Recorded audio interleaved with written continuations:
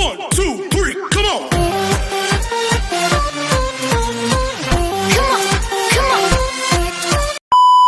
Hello beautiful people! Welcome back to my channel. This is your Mama Sam. Hola mga amigo, amiga, kumare at kumpare. Kamusta kayong lahat? Sana lahat po kayo ay okay at safe ngayong araw na ito. At syempre, kung ako naman ang tatanungin nyo, nakikita naman ninyo ang beauty ng Mama Sam ninyo, fresh overload pa rin, di ba? Ganyan talaga kapag umiinom ka ng maraming vitamin C plus kumakain ka ng maraming banana. Dahil sa banana, mas nakakaloka ang kagandahan ng Mama Sam ninyo. Charot! So, kamusta naman kayong lahat? Sana lahat kayo ay okay na okay ngayong araw ng Wednesday. So, happy Wednesday sa atin lahat ng bonggang-bongga. At hindi lang yan, syempre gusto ko rin magpasalamat sa walang sawang tumatangkilik dito sa Mama Sam Vlog. Araw-araw, lagi-lagi, maraming salamat guys sa inyong lahat. Kaya naman, ngayong araw na to, marami akong hatid na chika sa inyo na talaga naman, oh my gosh, magtataas ang kilay ninyo ng bonggang-bongga sa mga pag-uusapan natin ngayon. Kaya guys, wag na nating patagalin ang ating mga chika. Para sa una natin chika, pambato ng Miss Universe Thailand Chunburi.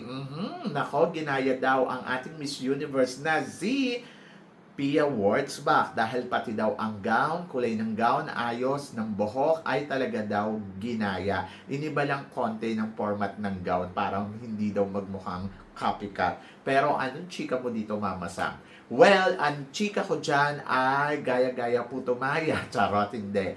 Eh, wala namang masama kung na-inspired siya sa styling ni Pia Wurtzbach during Miss Universe. Wala namang masama siguro kung ginaya niya dahil naging inspirasyon niya, dahil piling niya kamukha niya si Pia Wurtzbach.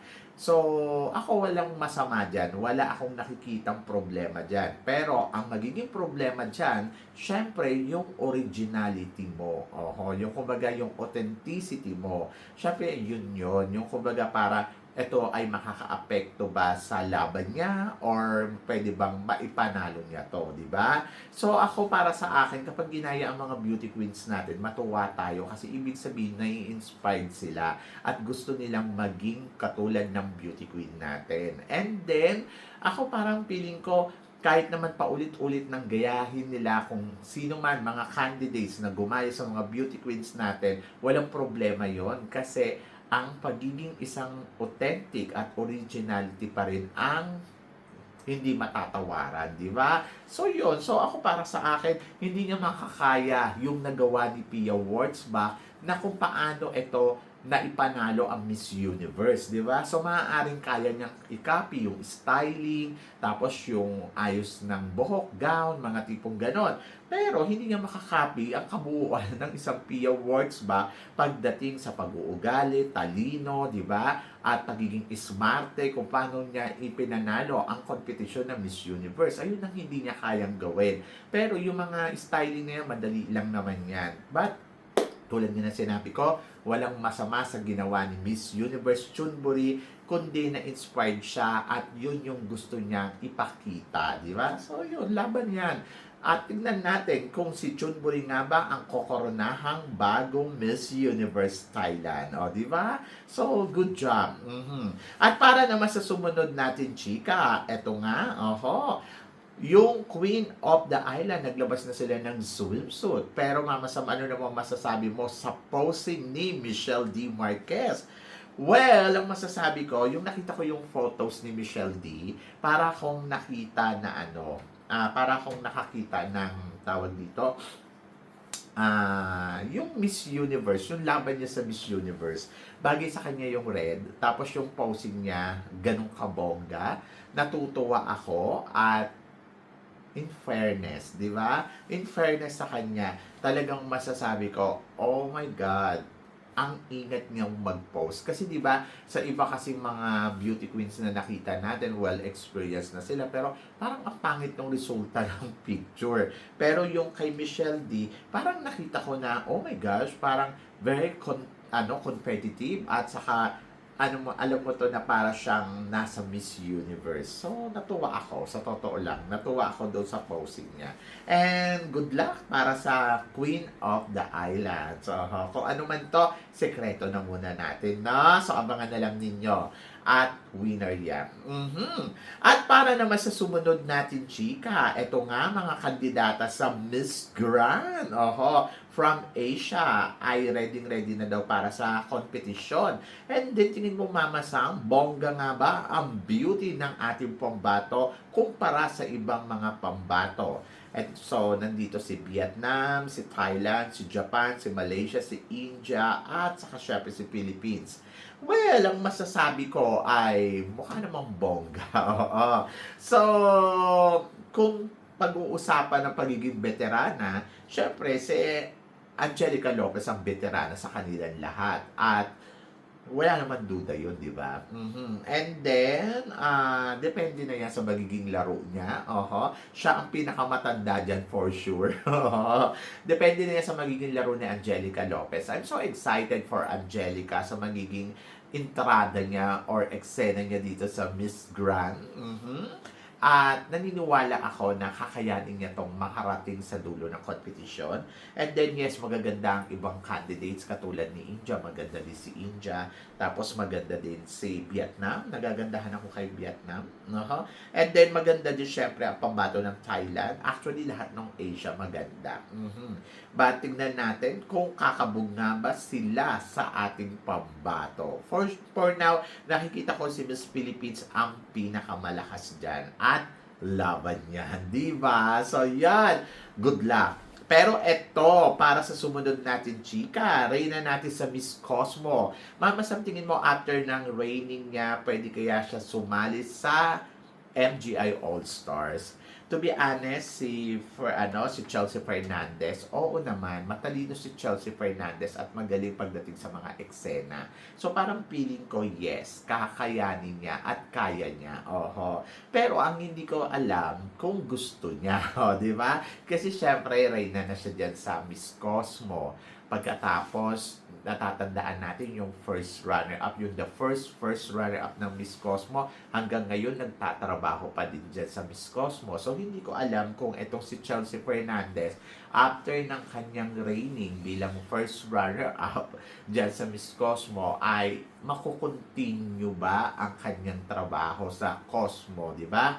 So, for sure, merong nag-aabang kay Chelsea Fernandez. Pero ang tingin ko, makukontinue siya dito sa Miss Cosmo. Katulad nung first runner-up na from Thailand, di ba? So nakikita natin na isa siya sa mga kasama ni So ngayon, hindi ko alam kung ganun din to si Chelsea Fernandez. But si Chelsea Fernandez, in fairness naman sa kanya, bongga ang beauty niya at napakaganda.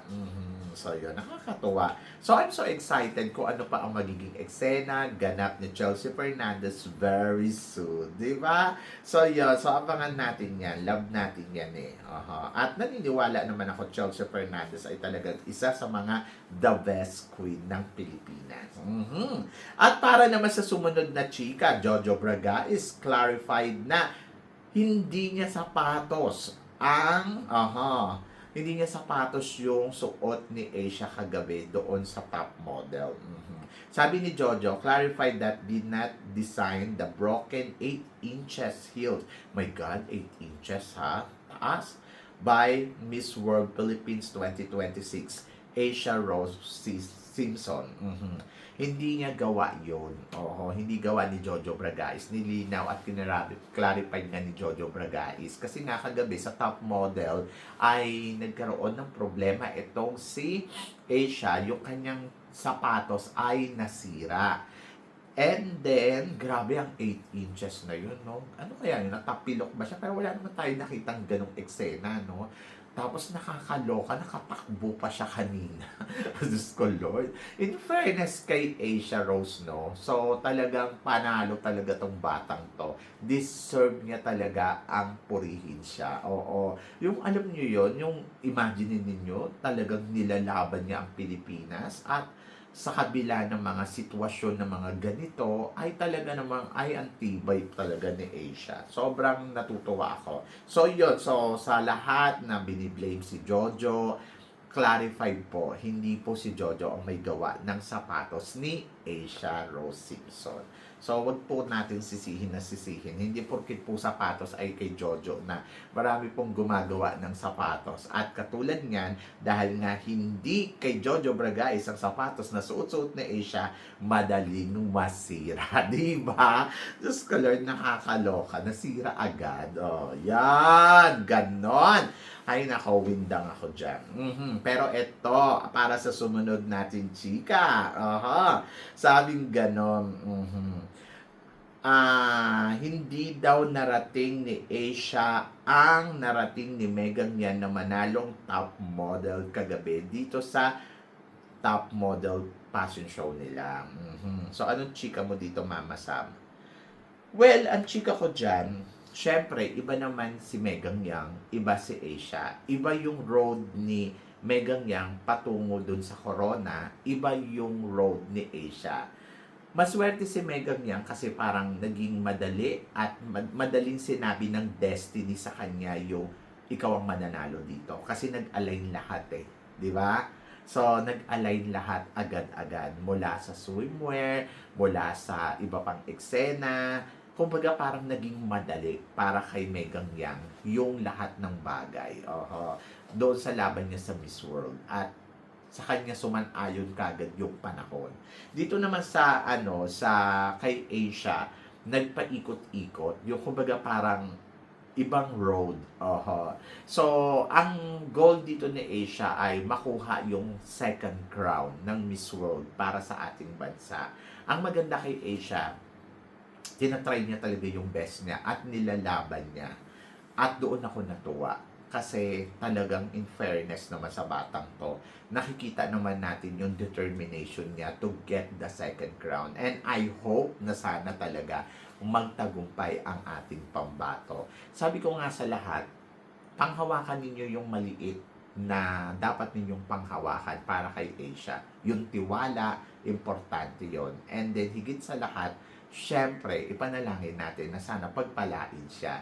Kaysa naman sa i-bash natin siya, di ba? So, yun. So, natutuwa ako. So, hindi ko pa masasagot sa inyo kung tayo na nga ba ang mananalo ng Miss World ngayong taon na to. Pero, ang nasisiguro ko lang ay patuloy na inilalaban ni Asia ang bansa natin dito sa competition ng Miss World ngayong taon na to. At in fairness sa kanya, talagang sinisecure niya na ang laban niya ay makakarating sa dulo. So, yun, in fairness, nilalaban niya. Kaya, magtiwala tayo. Hindi man siya nanalo ng top model kagabi or hindi man niya nakuha ang top model kagabi, for sure naman ay ginagalingan niya pa rin ang laban niya para makarating sa dulo ng competition. And then, malay ninyo, tayo pala ang panalo. Diba? So, yun. So, job well done yan. And wish all the best. Diba? So, yun. So, laban. Tiwala ang kailangan natin ibigay at ayun, nakikita ko naman tinotodo naman niya talaga. Kaya sana doon sa mga nag-aano sa kanya, yung naninisi na bakit ganun yung makeup, bakit ganito yung alam nyo guys, sa totoo lang, kung alam lang ninyo yung behind nun, siya po ang may gawa ng makeup niya. So, yun, grabe. Siya lang ang gumagawa at wala siyang glam team. Yung iba may glam team, siya wala. So, in fairness sa pambato natin, wala talaga siyang glam team. Sariling sikap, sariling laban. Ganon. Kaya, dapat maging happy tayo para kay Asia sa laban niya dito sa Miss World. Ganon. Hindi yung parang konting bagay, i-blame natin siya. So, sikap lang at panalangin para kay Asia sa laban niya sa Miss World. At para naman sa sumunod natin, chika, eto nga, Reyna sa Reyna. Sabing ganon ni Jennifer, stunning. You are going to love it. Here, Queen. Ayun ang sinasabi niya kay Miss Philippines. At ito naman si Miss Philippines, ang sinasabi ni Bea Milan ay mucho gracias. Maraming salamat po, Queen Ganon. Natutuwa ako kasi may communication sila. Alam nyo guys, totoo lang, marami talaga nagsasabi ngayon, kahit dito sa Thailand, kagabi, sa event ng Miss Universe Thailand, sinasabi nila sa akin, ang lakas ng pambato ninyo. Promise. Oho. So, mukhang kayo ang mananalo. Ganon. Diba? To be honest, kahit din ako, natuwa din ako. Kasi, maganda yung feedback nila kay Miss Philippines. Tutuwa talaga sila. Naniniwala sila na si Miss Philippines ang next Miss Universe. Basta, wag lang magkakaroon daw ng mekus-mekus. Yes! Totoo naman yun. Oho. So, wag lang talaga magkaroon ng mekus-mekus sa Miss Universe. Kahit ako ngayon, pag tinitingnan ko si Bea Milan Windorski, sobrang natutuwa ako sa kanya kasi grabe, oho, ang haba niyang tignan. Beauty queen talaga mula sa mukha, katawan, ay winner. Alam mo yung the way kung paano siya maglakad, ay ang winner. Yung iba, siyempre, hindi pa rin natutuwa sa liyad-liyad niya, pero may napanood talaga ako ng practice niya, ay nako, promise, matutuwa kayo sa pasarela ni Bea Milian Windorski. At grabe, ang winner. Aha. So, ang winner talaga. Sobrang panalo. So, yon. So, kagabi nga sa event ka dito sa Miss Universe Thailand, marami talagang bumati sa akin at marami nakipagkwentuhan ng ayun nga regarding nga sa Miss Universe. At sinasabi nila, grabe ang Miss Universe Philippines. I think siya ang isa sa mga pinakamalakas. And I think yung mga kalaban ni Miss Philippines, ngayon pa lang, alam na nila yon na si Miss Philippines nga ang isa sa mga masasabi natin na talagang yes, siya ang isa sa mga pinakamalakas na kandidata ngayong taon na to sa Miss Universe. Huwag lang magkakaroon ng mekos-mekos talaga sa competition. Promise, tayo ang mananalong Miss Universe. Sa Miss World naman, syempre nandoon pa rin tayo. Syempre hindi naman madali talaga. Hindi naman yung parang pagpunta mo doon, ikaw na ang panalo. Remember, sa supranational, ganun eh. Yung kumbaga parang gapang eh, di ba? Kung titingnan mo, gapang yung laro dito ni ni Katrina Ligado. Pero, di ba, pagdating naman sa dulo, tagumpay. So, yon. So, ako para sa akin ay hindi madali ang magiging laban, pero nandoon na sige lang, ilaban lang. Malay nyo naman, masungkit natin ang corona. So, basta magtiwala lang, ayun talaga yung kailangan gawin. Magtiwala lang sa reyna natin at bigyan lang natin siya ng pagkakataon at suporta. I think yes. So, let's see. Magaling si si Asia eh. Sa totoo lang, magaling si Asia. Kaya niyang makuha ang corona ng Miss World. Magtiwala lang kayo sa kanya. Kasi ongoing siya sa proseso eh. Yung proseso, pinaprocess talaga. And then malay ninyo, matagumpay natin yan. So basta, nakikita ko naman na talagang panalo talaga ang laban ngayon ni Asia at panalo ang magiging laban ni Bea Milian Windorski. Kaya, laban Philippines. So, yan! Kaya natin yan. Ngayon pa lang. So, natutuwa naman ako at close naman si Puerto Rico at saka si Philippines. Mahirap kasing lumaban yung, alam mo yun, yung wala silang relationship at tawag dito, hindi sila close sa isa't isa. Kasi parang feeling ko, doon nagkakaroon ng, alam mo yun, at least ngayon nalalaman natin na, okay, so maganda pala yung maganda yung relationship nila. At supportahan natin, syempre, ang mga queens dito sa Miss Universe. Alam ko yung iba medyo naguguluhan pa kasi sa mga intriga. Huwag tayong mag-focus doon sa mga national director o sa director or sa owner. Mag-focus tayo sa kandidata. Saka na natin yan alamin kasi magulo talaga sila. Grabe. Ganon. Pero kayo guys, ano guys ang masasabi ninyo dito sa mga pinag-uusapan natin ngayon? Tingin ba ninyo, may laban nga ba talaga tayo sa Miss World? Kaya nga ba ni Asia Rose Simpson makuha ang corona ng Miss World ngayong taon na to para sa ating bansa?